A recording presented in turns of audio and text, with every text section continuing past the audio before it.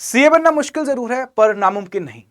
तो आज इस वीडियो के अंदर मैं फुल कवरेज, कॉम्प्रिहेंसिव कवरेज देने जा रहा हूं ऑल अबाउट सीए के, कैसे आप लोग सीए बन सकते हैं, उसका ओवरव्यू, फीस स्ट्रक्चर, सिलेबस, सारी की सारी चीजें आज मैं इस वीडियो के अंदर कवर करूंगा। तो मैं हूं आपका होस्ट दोस्त अमान सिद्दीकी, स्वागत करता हूं आपका आज एक स्पेशल वीडियो के अंदर।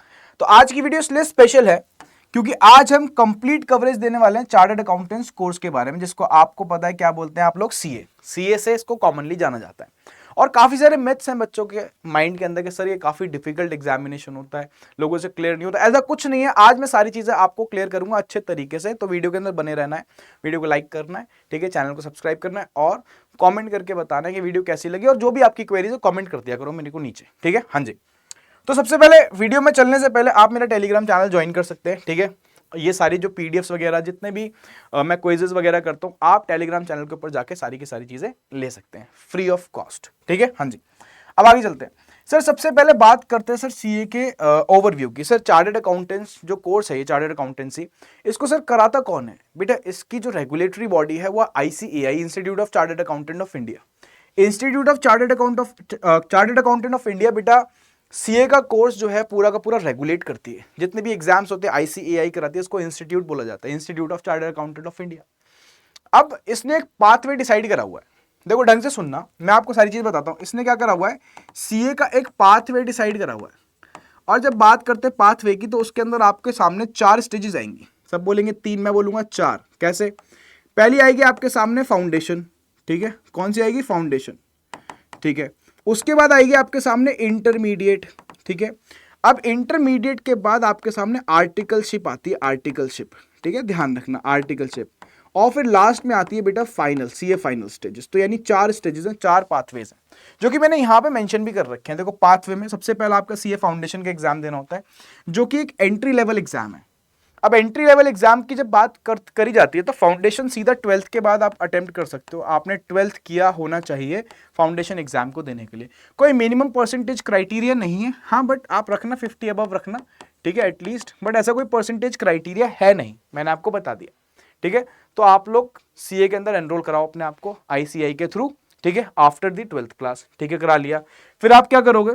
फिर आप फाउंडेशन के एग्जाम दोगे। फिर आप किस में आओगे? सीए इंटरमीडिएट में, जहां पे आपको 2 ग्रुप देखने को मिलेंगे, ठीक है। इंटरमीडिएट के अंदर ग्रुप 1 और क्या देखने को मिलेगा? ग्रुप 2, ऐसे देखने को मिलेगा, ठीक है। तो ग्रुप 1 और ग्रुप 2, और ऐसे ही फिर क्या करोगे, जब ग्रुप 2 आप क्लियर कर लोगे तो आप सीधा पता क्या करोगे, पहले आर्टिकलशिप करोगे। आर्टिकलशिप का मतलब होता है एक तरीके की ट्रेनिंग होती है आपकी, ठीक है। इंटर्नशिप मान लो आप किसी कंपनी के अंदर, किसी सीए के अंडर, ठीक है, आप जाके काम को सीखोगे, ऐसे बोलते हैं इसको, है ना। तो वो आर्टिकलशिप होती है। पहले 3 साल की होती थी, अब इसको चेंज करके 2 साल का कर दिया गया है, ठीक है। हाँ जी सर, उसके बाद क्या होगा बेटा? उसके बाद सीए फाइनल में आप लोग आ जाओगे। सीए फाइनल के अंदर भी 2 ग्रुप देने पड़ते हैं, ग्रुप 1 एंड ग्रुप 2। तो सीए फाइनल के अंदर भी ग्रुप 1 और ग्रुप 2 के एग्जाम देने पड़ेंगे। और जैसे सीए फाइनल का ग्रुप 2 का आपका एग्जाम निकल जाएगा, आप सीए बन जाओगे। ये पूरा पाथवे है। यहां तक सारी बात समझ में आ गई? कोई टेंशन तो नहीं है? हाँ जी सर, आगे आओ। सर अब हमें जानना इंपॉर्टेंट क्यों है कि फीस स्ट्रक्चर क्या है इसका, क्यों है, पहले ये सुन लो क्यों है ये जानना इंपॉर्टेंट। हर जगह जब भी आप कोई कोर्स करा करो तो वहां पे आरओआई चेक कर लिया करो पहले। सर ये आरओआई क्या होता है बेटा? रिटर्न ऑन इन्वेस्टमेंट, कि जितना आप पैसा उस कोर्स के अंदर लगा रहे हो, क्या आप पैसा उतना वहां से निकाल पाओगे या नहीं निकाल पाओगे। इसको एज अ बिजनेस मानो, इसको मान लो बिजनेस है ऐसा। मैं कोई बिजनेस कर रहा हूं तो मैं सबसे पहले क्या सोचूंगा, भाई जितना पैसा मैं लगा रहा हूं इस बिजनेस के अंदर, मैं वहां से उतना पैसा निकाल पाऊंगा नहीं निकाल पाऊंगा। ये सबसे बड़ी बात होती है, ध्यान रख लेना। तो आरओआई चेक करना पड़ता है इसके अंदर। तो आरओआई चेक करने के लिए क्या करना पड़ेगा, आओ जरा चेक करते हैं। देखो भाई, सबसे पहले आपको फाउंडेशन करना है। हाँ जी सर। अब फाउंडेशन के अंदर आपको रजिस्ट्रेशन कराना पड़ेगा। रजिस्ट्रेशन कहाँ होता है? मैंने आपको बताया था आईसीएआई के पास, Institute of Chartered Accountants of India, ठीक है। हाँ, अब वहां पे रजिस्ट्रेशन फी पे करनी पड़ेगी 9,000 की। फिर आप जब एग्जामिनेशन दोगे तो आपको एग्जाम फी पे करनी पड़ेगी कितनी? ठीक है, 1500। तो टोटल हो गया 10,500। साढ़े 10,000 आप लोगों को बेटा पे करने पड़ेंगे, ठीक है। उसके बाद क्या होगा? उसके बाद जब फाउंडेशन क्लियर हो जाएगा तो आप इंटरमीडिएट में आओगे। तो इंटरमीडिएट के आपको दोनों ग्रुप की, बोथ ग्रुप की बेटा 18,000 रुपए देनी पड़ेगी, ठीक है। हाँ, जिसमें जब एग्जाम्स दोगे तो एग्जामिनेशन फी कितनी देनी पड़ेगी? 2,700 रुपए, टोटल मिला के 20,700। सर फिर फाइनल पे बेटा, फाइनल में 22,000 देने पड़ेंगे ग्रुप्स के दोनों के।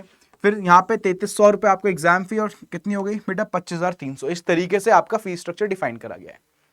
आर्टिकलशिप के लिए, जो आर्टिकलशिप आप करते हो तो उसके लिए कुछ ट्रेनिंग रखती हैं, कुछ ट्रेनिंग्स होती हैं, ठीक है, वो भी आपको करनी पड़ेंगी।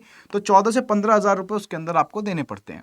तो अगर मैं टोटल करूँ ना, उसका टोटल करूँ तो लगभग 80,000 के अराउंड निकल के आ जाता है, जिसके अंदर आपकी कोचिंग और ट्यूशन फी इंक्लूडेड नहीं है, ध्यान रख लेना। ये सिर्फ आपकी रजिस्ट्रेशन फी है जो आपसे institute of chartered accountant of India ICAI ले रहा है। समझ गए?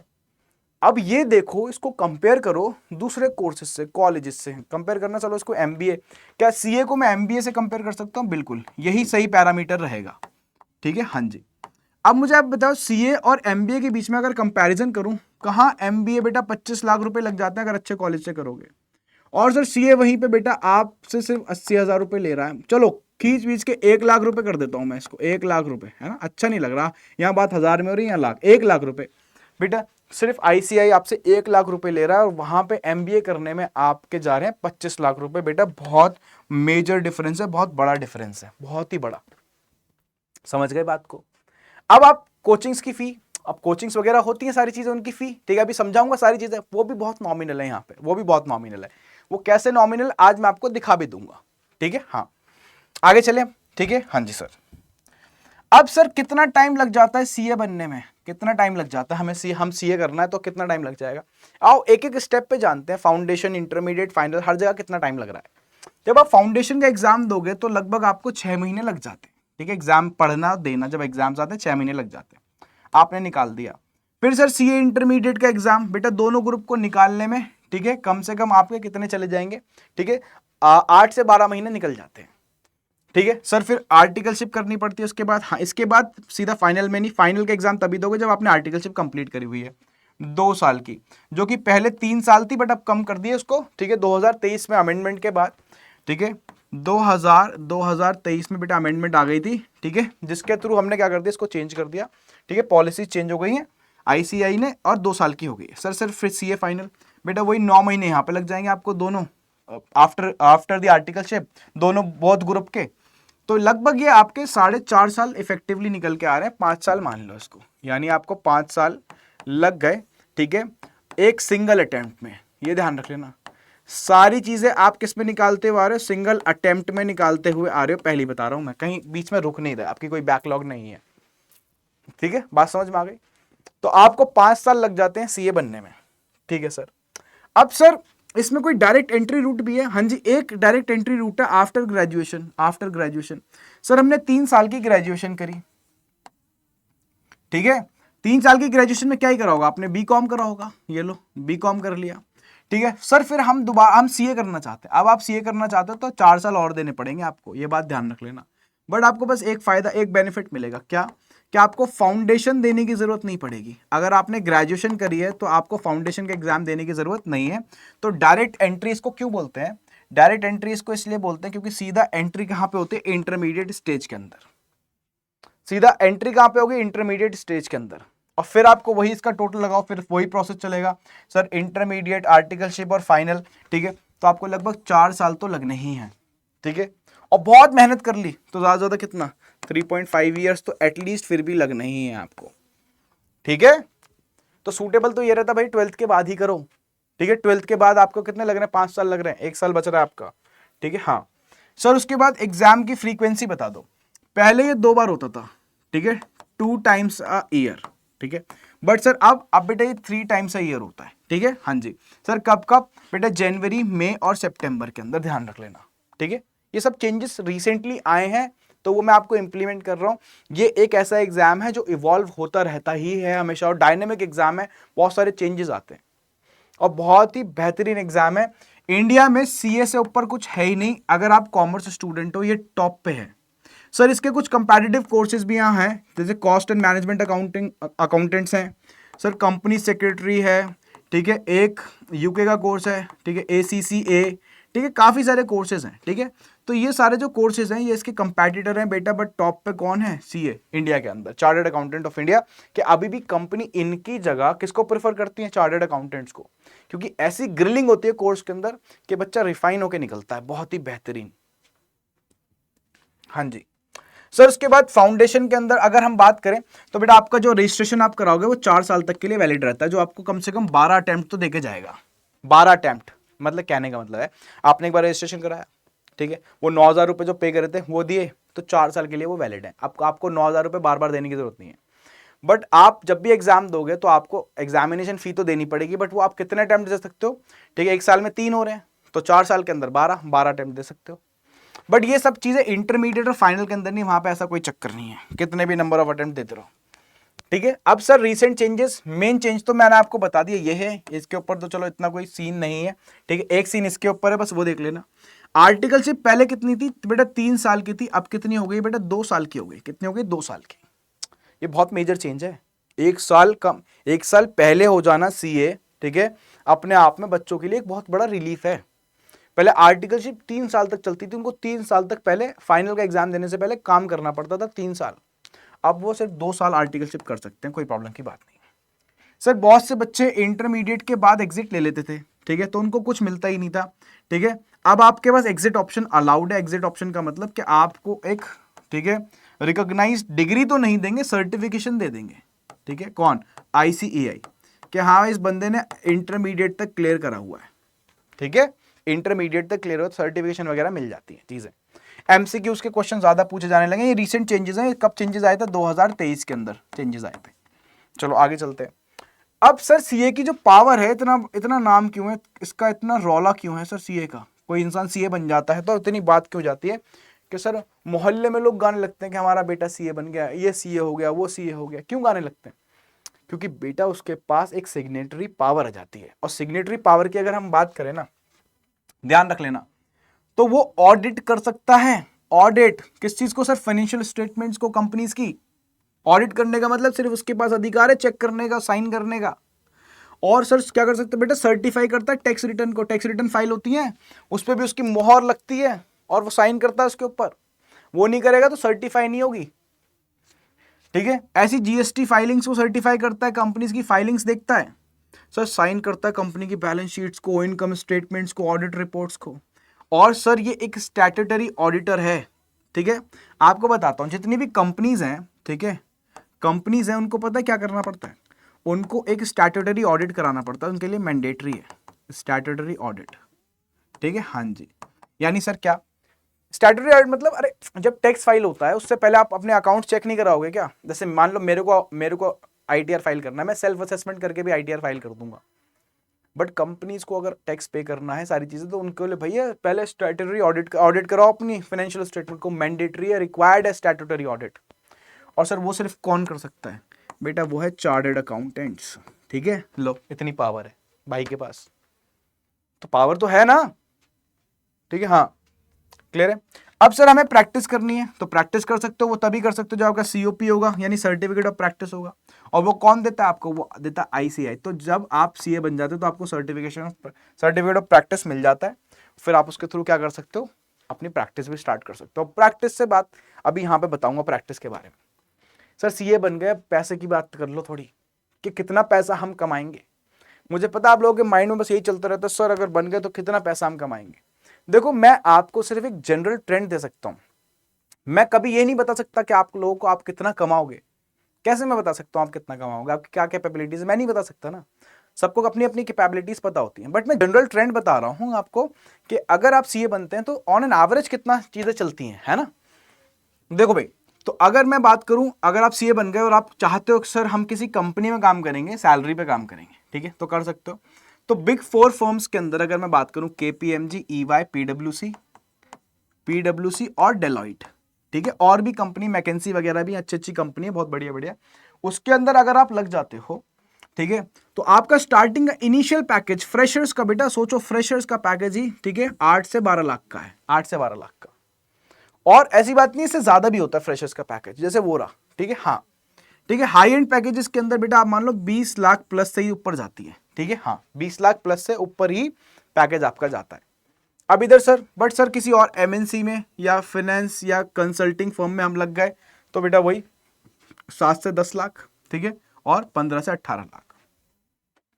बट कुछ बच्चे होते हैं, कुछ स्टूडेंट्स होते हैं, उनमें कीड़ा होता है कि सर हमें जॉब नहीं करनी, हम अपना काम करेंगे। तो CA आपको इतनी लिबर्टी देता है, जैसे डॉक्टर अपना क्लिनिक खोलता है, अपना पूरा क्लिनिक खोलता है ना, अपना बिजनेस करता हो, सेल्फ एम्प्लॉयड रहता है, आप CA बन के भी ये काम कर सकते हो, अपनी ओन प्रैक्टिस कर सकते हो। बट ऑन प्रैक्टिस कहाँ कहाँ किस किस फील्ड में कर सकते हो क्लियर नहीं होता। आज मैं लेके आया हूँ, बताता हूँ मैं आपको। एरियाज ऑफ प्रैक्टिस आपके क्या हो सकते हैं, ठीक है। आप टैक्स कंसल्टेंसी दे सकते हो किसी दूसरी कंपनी को, आप स्टैट्यूटरी और इंटरनल ऑडिट कर सकते हो कंपनीज के, सर जीएसटी और इनडायरेक्ट टैक्सेशन सर्विसेज प्रोवाइड करा सकते हो। ये सब आपके एरिया ऑफ स्पेशलाइजेशन एक पकड़ना पड़ेगा जिसके अंदर आपको स्पेशलाइज होना पड़ेगा, ठीक है। Startup compliances, ROC filing, registrar of companies की फाइलिंग कर सकते हो और कॉर्पोरेट एडवाइजरी भी दे सकते हो। ये सारी एरियाज ऑफ प्रैक्टिस है जहां पे आप अपनी प्रैक्टिस कर सकते हो। ये रहा सैलरी, ये रहा प्रैक्टिस। और प्रैक्टिस में सर कितना कमा सकते हैं, अब मैं कैसे बता सकता हूं, ये तो बिजनेस है, हो सकता है चल जाए तो करोड़ों कमा रहे हो, है ना। तो मैं कह रहा हूं कि आप बिजनेस भी कर सकते हैं अपना, ठीक है। अब सर देखो, ये तो मैंने बात करी थी ऑन पेपर, बट आप लोगों को पता है ऑफ पेपर सीए कमाते ही कितना है, कोई लिमिट नहीं है, कोई लिमिट है ही नहीं ऑफ पेपर पे। ये तो ऑन पेपर बात हो रही है, ठीक है। अब सर थोड़ा सा सब्जेक्ट्स के बारे में बताओ सर, हम पढ़ें तो ये क्या क्या पढ़ना पड़ता है, सारी चीजें आओ मैं समझाता हूं आपको। देखो सीए फाउंडेशन के अंदर अगर हम बात करें, ठीक है, रिवाइज स्कीम के अकॉर्डिंग, तो आपके 4 पेपर हैं, पेपर 1, पेपर 2, पेपर 3 और पेपर 4, ठीक है। हाँ जी, पहला पेपर अकाउंटिंग का होता है, फिर बिजनेस लॉ, फिर यहाँ पे क्यूए क्वांटिटेटिव एप्टीट्यूड और बिजनेस इकोनॉमिक्स, ये आपके पेपर होते हैं, ठीक है। 2 डिस्क्रिप्टिव है जिसके अंदर लिख के आना पड़ता है और 2 आपके ऑब्जेक्टिव हैं, ठीक है, ये दोनों। बट होते सारे ऑफलाइन ही है पेपर, आपका एक सेंटर पड़ता है, आपको वहां पे जाना पड़ता है देने, ठीक है, पेपर देके आते। तो इसके अंदर कोई कॉलेज वॉलेज नहीं है, ध्यान रख लेना, कहीं कॉलेज जाने को नहीं मिलता। अब जब बात होती है ना, मैं बोलता हूं आपको कहीं कॉलेज जाने को नहीं मिलता, अगर आप सीए कर रहे हो, मैं आपको पहले ही बता दूं, आपको कहीं कॉलेज नहीं, आपको घर पे रह के अपनी कोचिंग्स वगैरह के थ्रू, जो आप जहां से भी आप पढ़ रहे हो आपको वहीं से पढ़ना होता है, कोई कॉलेज पर्टिकुलर जगह नहीं है जहां पे आपको जाना पड़ता है। तो बच्चा बड़ा दिक्कत में आ जाता है कभी कभार, क्योंकि जब हम कॉलेज जाते हैं तो हमें फ्रेंड्स मिलते हैं, बहुत सारी चीजें होती हैं, है ना, तो हमारी पर्सनैलिटी ग्रो होती है, काफी सारी सोसाइटी ज्वाइन करने को मिलती है, काफी चीजों में पार्टिसिपेट करते हैं, तो बच्चे की ओवरऑल पर्सनैलिटी ग्रो करती है। तो यहाँ पे बस ये थोड़ी सी दिक्कत आ जाती है। तो इसके भी लिए भी सॉल्यूशन है कि आप देखो सीए कर रहे हो तो साथ साथ में आपको अपने कॉलेज पे भी फोकस करना है, मैं आपको पहले बता दूं, ठीक है। और कॉलेज के अंदर आपके पास कोर्सेज इतने अच्छे अच्छे हैं, बीकॉम है और बीकॉम ऑनर्स है, ठीक है। ये कोर्सेज तो ऐसे हैं जिनका इसका बीकॉम ऑनर्स का सिलेबस तो बिल्कुल सीए से अलाइंड रहता है। जैसे मैं एग्जांपल देता हूं आपको, मान लो आप सीए फाउंडेशन कर रहे हो, ठीक है, हाँ सीए फाउंडेशन कर रहे हो और आप बीकॉम ऑनर्स में हो, बीकॉम ऑनर्स में भी हो, ठीक है, आपने एडमिशन ले लिया बीकॉम ऑनर्स के अंदर, और बीकॉम ऑनर्स का जो सेमेस्टर 1 है, जो फर्स्ट सेमेस्टर है, उसका जो सिलेबस है और इसका फाउंडेशन का सिलेबस देख लेना, पूरा अलाइंड रहता है। यानी उधर आपका बीकॉम चल रहा है, बीकॉम ऑनर्स, ठीक है, और इधर सीए फाउंडेशन, दोनों का सिलेबस सेम ही है। तो एक चीज पढ़ोगे 2 जगह शिकार होगा, यानी एक तीर से 2 निशाने लगेंगे। तो ये बहुत अच्छी बात है कि अगर आप साथ साथ में ये चीज कर रहे हैं, बट ये चीज पॉसिबल कब हो पाती है, ध्यान ढंग से सुन लेना। रेगुलर कॉलेज ना, ठीक है, सीए के साथ बच्चा थोड़ा बोलता है सर दिक्कत में आ जाते हैं। देखो आप रेगुलर कॉलेज कर सकते हो, क्योंकि बहुत सारे स्टूडेंट्स हैं, बहुत सारे मेरे फ्रेंड्स थे, ठीक है, जब हम कॉलेज में थे तो वो साथ में करते थे, वो ही मैनेज करते थे चीज़ों को। तो रेगुलर कॉलेज के अंदर आपको एक बात ध्यान रखनी है कि आप जब रेगुलर कॉलेज कर रहे हो तो आप फाउंडेशन कर सकते हैं और आप इंटरमीडिएट कर सकते हैं, ये बात ध्यान रख लेना। उसके आगे आप नहीं बढ़ सकते, फिर रुक जाओगे, ठीक है, हाँ। और उसके आगे बढ़ना भी नहीं है हमें, हम किसी कॉलेज में हैं तो हमें फाउंडेशन और इंटरमीडिएट के दोनों ग्रुप तब तक निकाल लेने हैं। फिर सर क्या होगा, फिर इसके अंदर 3rd ईयर आएगा आपका, फाइनल ईयर 3rd ईयर आएगा, 3rd ईयर के अंदर कंपनीज आएंगी आपके कॉलेज के अंदर।